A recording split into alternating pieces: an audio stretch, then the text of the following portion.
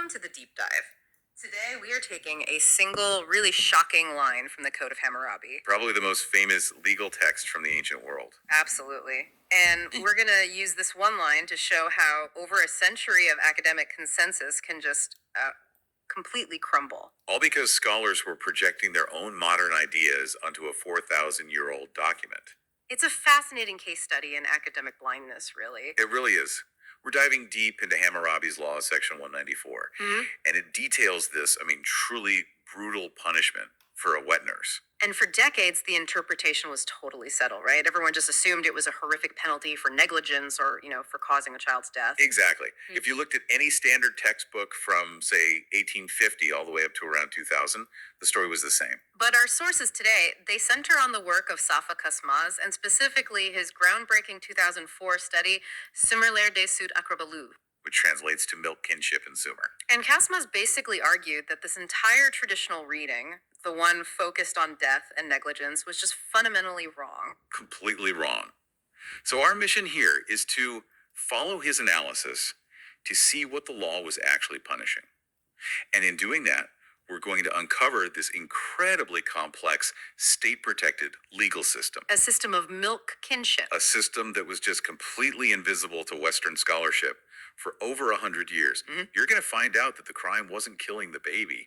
It was creating an unsolicited relative. Okay, let's start where all the confusion began. We need to hear the actual text as it was, traditionally translated. Because the translation itself is what led everyone astray. Right. So here is the standard English academic translation of Hammurabi Peshin 194. If a wet nurse, without the knowledge of the father and the mother, nurses another child, and the child dies, they shall cut off her breasts. And that last phrase, and the child dies, that's the hinge. That's the source of the entire misinterpretation. Because modern legal minds read that and just instantly assume cause and effect. Of course. They see a child dies, and then a brutal punishment, and they draw a straight line. So the consensus for, like you said, over a century was that the wet nurse was being punished because the child died. Whether that was through negligence or accidental harm or something worse. Exactly. But here's the problem. When you actually look at Mesopotamian law as a whole, that interpretation creates this huge logical hole. Okay, so why is that reading death equals punishment? Why is it so legally unsound when you hold it up against the rest of the code?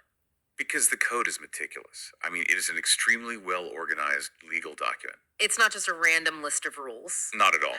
If you look at the sections that deal with actual homicide or laws about professional negligence, doctors, builders, even tavern keepers, the code is incredibly explicit. So it specifies fault and intent. It specifies the degree of fault, the intent, and the exact nature of the failure that caused the death or the injury. It spells it all out. But 194 doesn't do that. It does none of that. Look at it again. It doesn't mention intent, doesn't mention negligence, doesn't define any failure of care. The legal focus of the text is exclusively on one single act. The unauthorized action. Nursing another child without the parent's knowledge or consent. That is the crime. Which means the part about the child dying isn't the crime itself. In Kaçmaz's reading, that's absolutely right. The death clause is contextual. It's what brings the unauthorized act to light. So maybe the first child died, and during the investigation, they find out she's been secretly nursing a second child. Precisely. The thing that triggers the horrific punishment is the unauthorized act of nursing. Full stop. And that distinction is the fulcrum of this entire deep dive, isn't it? Because it completely redefines what breastfeeding even was in that society. It changes everything. Which brings us to Kaçmaz's central thesis from 2004. That breastfeeding, or emzirme, wasn't just biological. It wasn't just nourishment. It was a formal, state-recognized institutional act. It was far more than a service contract. She wasn't just an employee. No. The wet nurse was an active legal agent. She had the authority to unilaterally create lineage. By sharing her milk, she was establishing a legitimate, legally binding kinship bond. That's astonishing. She wasn't just providing food. She was essentially performing a kind of legal adoption without anyone's consent. That is the key insight. And this legally established bond of milk kinship, it was profound. It was irrevocable. And our sources say it created effects that were just like blood kinship. These weren't symbolic. Not at all. They were concrete. So tell us more about those concrete effects. Why did this unauthorized relationship matter so much to the family that hired her? Well, primarily because it created these huge marriage barriers. Ava Lickenshellick. If the child she was hired to nurse became milk related to the wet nurse's own family, then that child could never marry into that family's line. Wow. Okay. And even more crucially for the wealthy families who would be employing wet nurses, this unauthorized bond directly affected inheritance, or miras.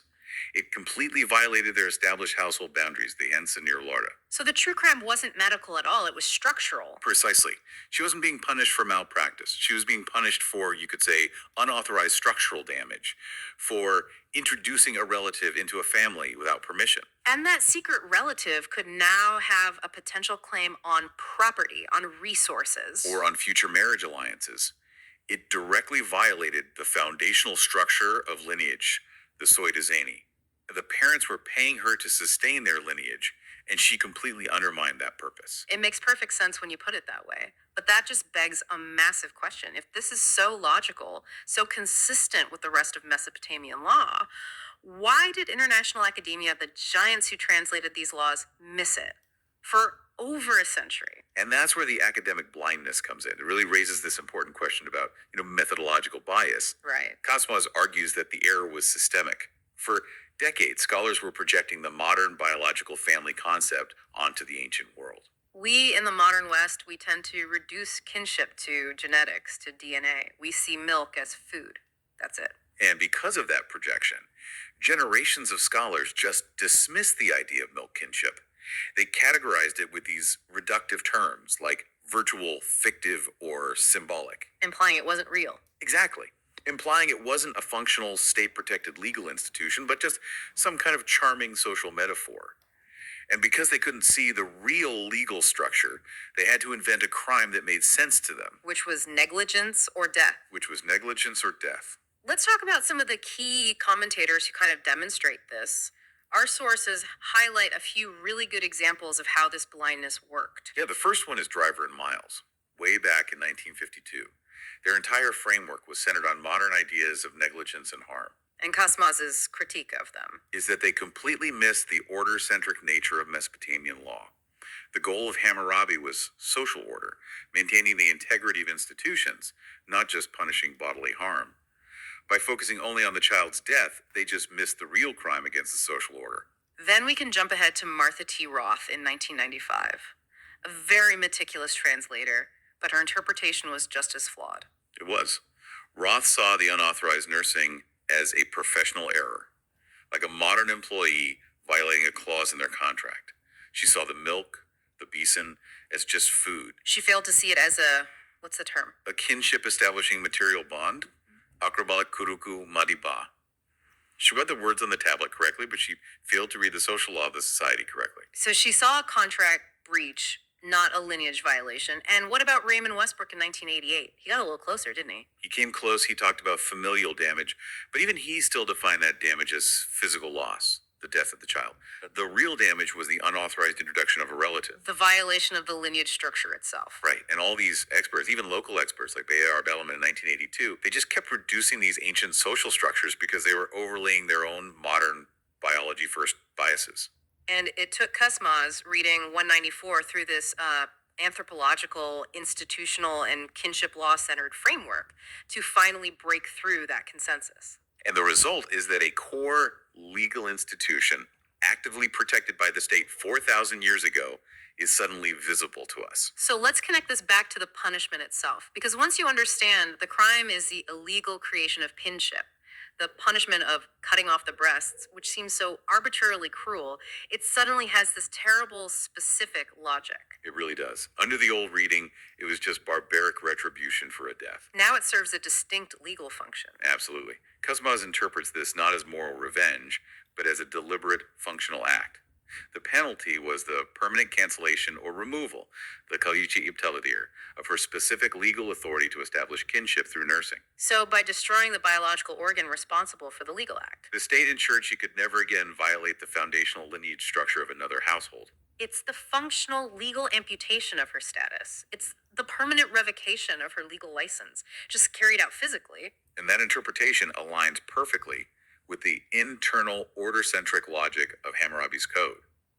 It makes the law completely intelligible within its own context for the very first time. The severity of the penalty mirrors the severity of the institutional crime. So, what does this all mean for us? This rereading, it doesn't just correct a footnote in ancient law. Not at all. It shows us a fully defined, state protected kinship system, one that's rooted in material bonds, not just biology. The significance is truly vast. Because this discovery, it establishes a clear historical precedent that informs legal and religious traditions that come much, much later. Before Kaçmaz, the way milk kinship was treated in later systems, especially in the Middle East, it seemed to appear almost out of nowhere. But now we see a clear institutional ancestor. Exactly. We can now understand the underlying social structure that informed later major lineage taboos. This knowledge helps us interpret the strict rules around milk and lineage you find in the Torah, and especially the rigorous prohibition of milk kinship in Islamic law. The one that creates permanent, state recognized marriage barriers. Yes, it closes a 4,000-year gap in legal history. It's incredible that a single line, misread for a century, could hide such a foundational legal structure. The source material refers to this whole period as a blindness, considering how major established scholars missed this central legal institution simply because they projected modern assumptions about family, kinship, and the body onto the distant past, reducing real institutions to fictive ones. The provocative question for you to consider is this. What other key institutions, be they economic, religious, or familial, within the ancient codes are we currently failing to see clearly, just because we assume the past operated under the same moral and biological rules as the present day?